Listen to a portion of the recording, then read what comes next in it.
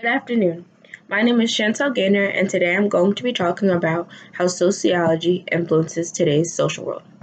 For those who don't know, sociology is a study of the development, structure, interaction, and collective behavior of organized groups of human beings.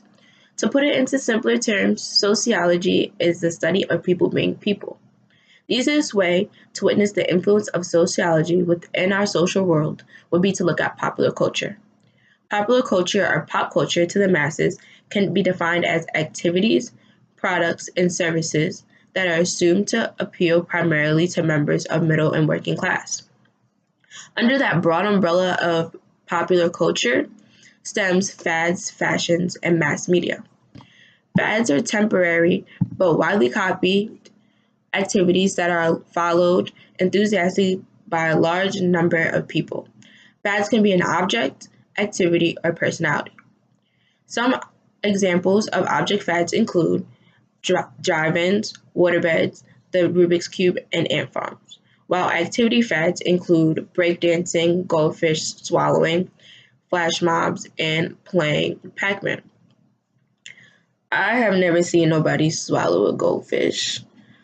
I never heard no stories of people following goldfish, but apparently that was something big that they did back in the day. I do remember though, like my grandparents having a water bread and having a Rubik's Cube growing up, and some of the other things I've seen on TV. And I believe watching shows such as ABC's The Goldbergs gives children in today's society a look at what used to be really popular. The Goldbergs takes place in the 80s, even though it's being like recorded now, the storyline takes place in the 80s.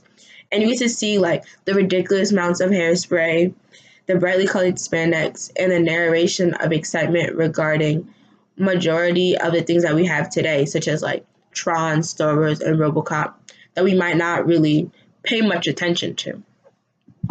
And like I said, it puts it into perspective for a children in today's society. But in addition to object and activity fads, there are also personality fads. Personality fads include celebrities such as Beyonce, the Kardashians, and Tupac. More often than not, personality fads tend to start trends for fashion. Fashion can be defined as a currently valued thinking or appearance that is longer lasting and more widespread than a fad. I believe many of today's fashion trends begin with Black girl culture. We've always been laying our edges, wearing long acrylics, gaudy gold jewelry, and oddly shaped sunglasses. And it seems like in today's society, many people are trying to follow these trends, especially when it comes to hair. Black women have very versatile hair, and we can switch between natural and protective styles. Natural styles would include twist outs, locks, wash and goes, and blowouts, while protective styles include braids, weaves, and wigs.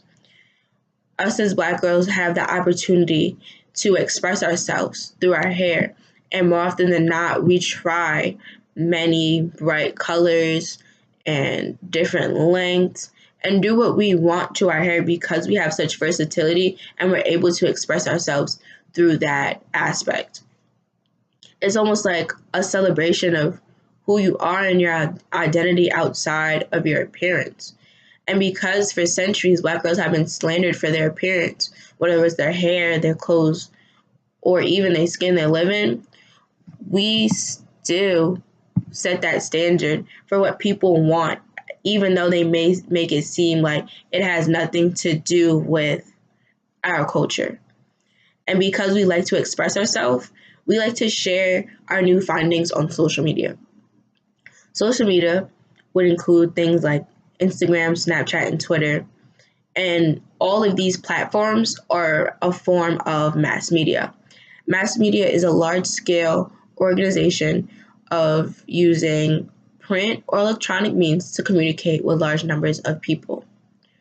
So, to pretty much sum it all up, sociology influences our social world because pop culture gives way for the development, structure, interaction, and collective behavior of human beings. Without pop culture, people wouldn't be able to relate to each other as well as they can now.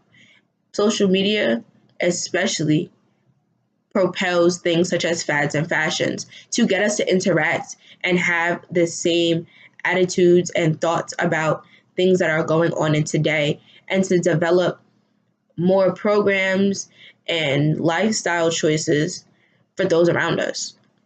And without sociology, there would be no pop culture, and we would not be able to be who we are today.